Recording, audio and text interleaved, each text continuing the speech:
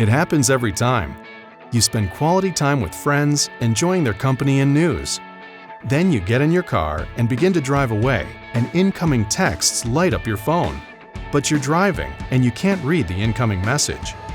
You don't need to stop and look at your phone with the App Connect system on your Volkswagen. With your compatible iPhone connected and Apple CarPlay active, you can manage your text messages using natural language commands and Apple's digital assistant Siri. To listen to a text message, press the text message icon. Siri will tell you that you have a new message, tell you who it is from, and then read you the message. Afterwards, Siri asks if you'd like to reply. Say yes. After a moment, Siri will say, "Okay, what do you want me to say to the name of the person that texted you?" After the beep, dictate your message. Siri will repeat your message back to you and then ask if you're ready to send it. You can also send a new message by pressing and holding the Talk button until Siri responds. Then say "Send message" and the name of the person you wish to send a message to.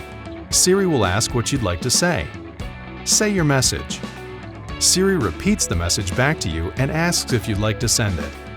Say yes to send your message.